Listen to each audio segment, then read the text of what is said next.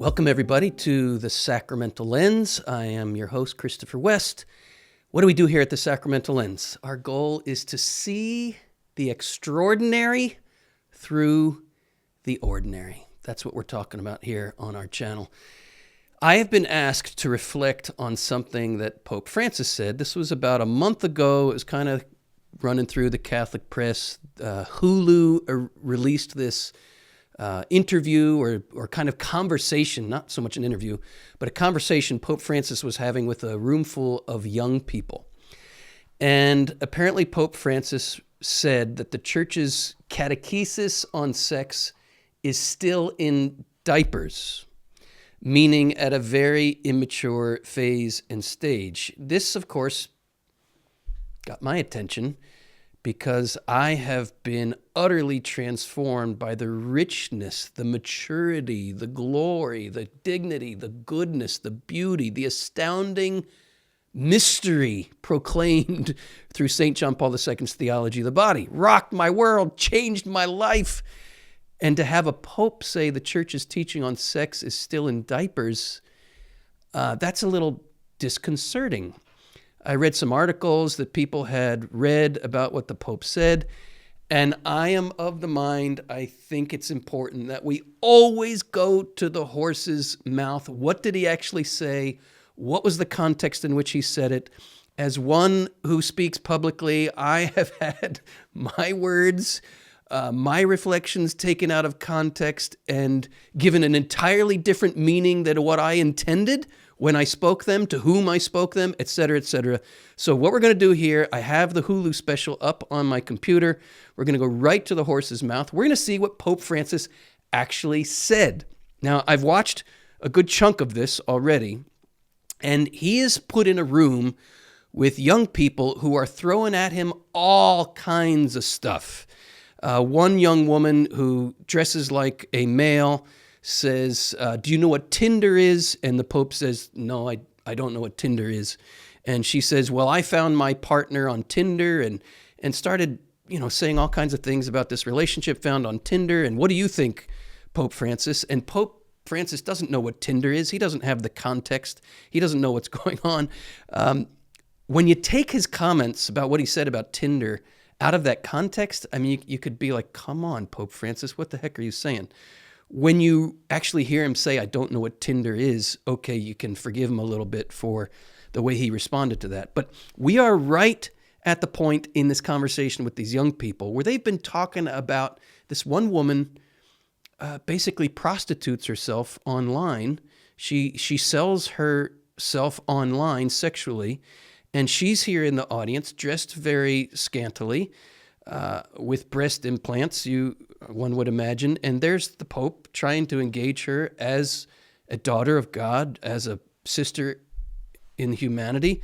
I mean, Pope Francis is being put in a pretty sticky situation here. I just want to frame that up. I don't know how this came about, but it seems like he was kind of set up to almost fail or to have some very, very challenging questions put before him.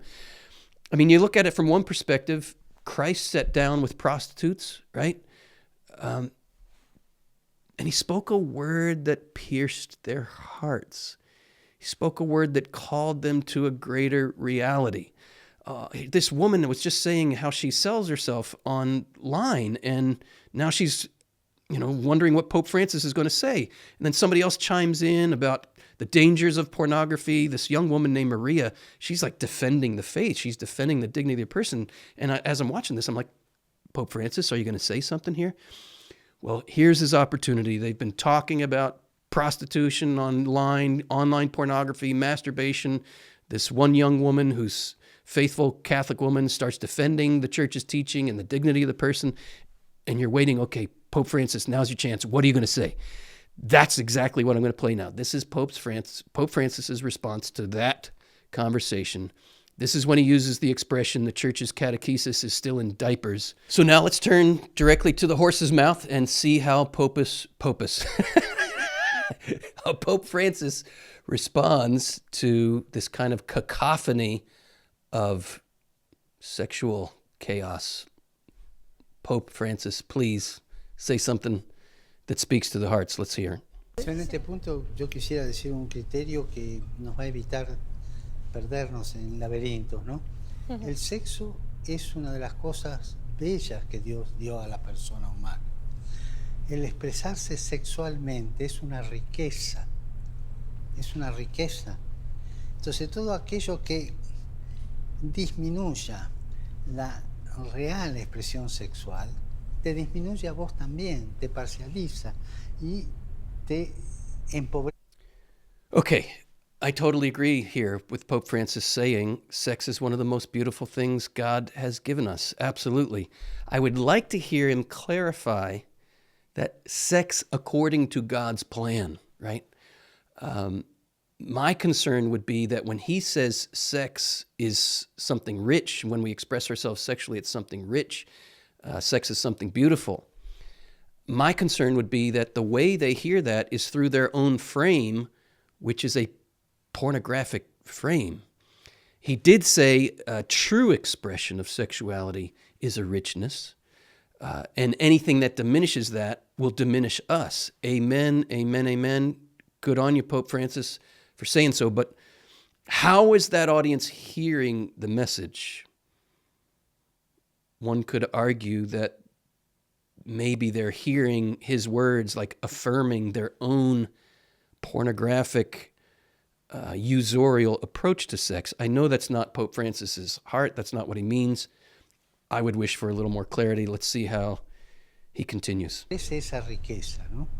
O sea, el sexo tiene su dinámica, tiene su razón de ser, la expresión del amor. It's meant to be an expression of love. Probablemente el punto central de la actividad sexual. Entonces, todo aquello que te lo tire para otro lado y que te lo saque de esa dirección, te disminuye la actividad sexual. A veces en la confesión, escuchar alguno que te dice, hice cosas feas, ¿no? Y vos son cosas de sexo, ¿no? En vez de decir... Okay, this is an interesting point. He says when he's in the confessional, sometimes people will say, I've done something nasty. And Pope Francis says, well, I wish they would say, I've treated sexuality poorly, right? I've done something nasty versus I treated sexuality poorly. I think Pope Francis is making a very, very important point here. He's correcting the idea that sex itself is nasty, right? Sex itself, as God created it to be, is beautiful. It's stupendous. It's wonderful. Sexual sin, we sin sexually not because sexual activity itself is sinful, but we sin sexually when we take something beautiful and distort it into something less than it is meant to be. So I think Pope Francis's point there is a very good one. It's meant to save us from a Manichaean approach. What is Manichaeism? Manichaeism is this heresy the Catholic Church has condemned for hundreds of years, right? That says spirit good, body bad, right? That sex itself is evil. And he's making the very important distinction. No, in God's plan, sex is something beautiful. It's a richness. When we sin, we diminish it. And when we diminish sex, we diminish ourselves. He's making good points. Are they coming across to his audience? That's a question mark. I don't know. Just sharing some of my thoughts. Let's keep going. Mi sexo, que en vez de amarme busqué a mí mismo, en vez de esto. O sea, la catequesis sobre el sexo todavía está en pañales. Creo que los cristianos no siempre hemos tenido una catequesis madura sobre el sexo. Y es una de las cosas bellas que hizo Dios. Quiero que sea, o sea, Okay, I want to pause there. So what was translated there, catechism on sex is at an early stage, is actually catechesis on sex is still in diapers, is what he says in Spanish. And then he says, we Christians, how did he put it? We Christians have often had not a good catechesis in sexuality. I don't think he's saying here, as some have accused him of saying, it doesn't sound to me like he's saying the church's catechesis on sex is still in diapers. That's what some are thinking he's saying.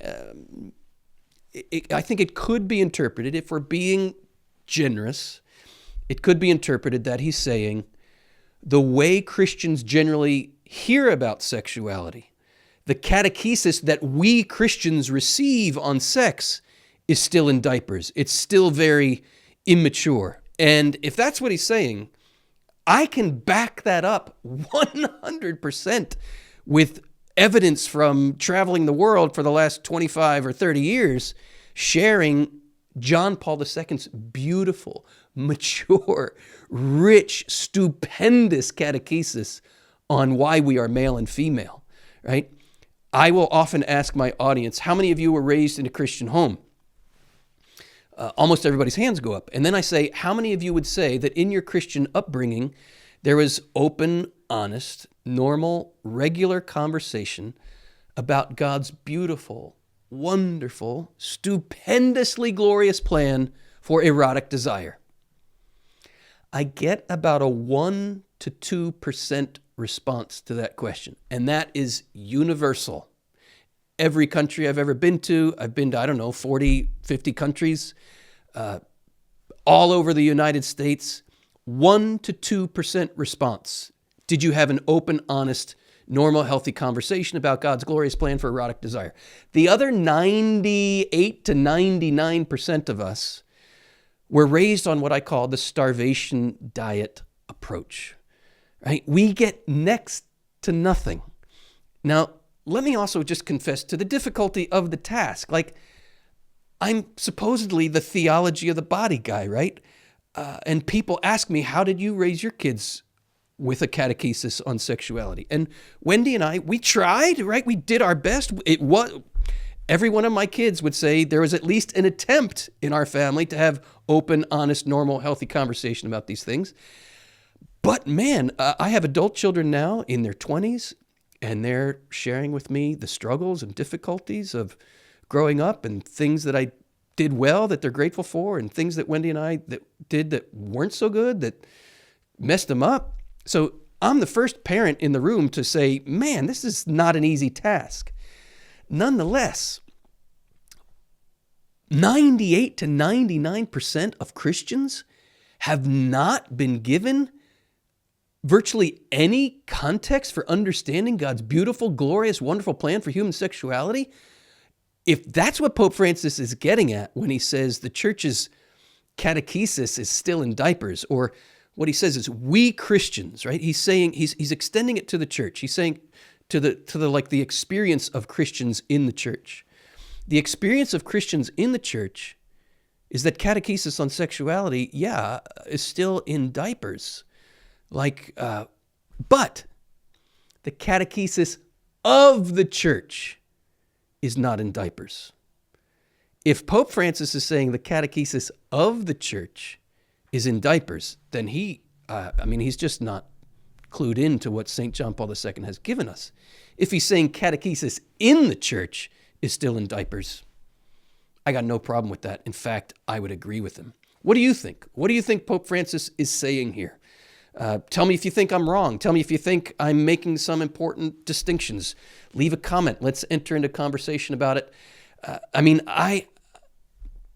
I get frustrated with all kinds of things Pope Francis says. I was watching this show and I'm thinking, oh, come on, Pope Francis. Please speak to their hearts. This is your opportunity to show them something or point them in the direction of the splendor and glory of the theology of the body. Anyway, leave some comments below. Tell me what you think. Thanks for watching. And if you want to experience more about what the theology of the body is, maybe you just stumbled on this video and you don't even know who we are here at the Theology of the Body Institute. Please check out the link below, tobforfree.com. Sign up and we will send you 3 free sessions to our introductory course on the theology of the body. I think it'll bless you a lot. Thanks for tuning in.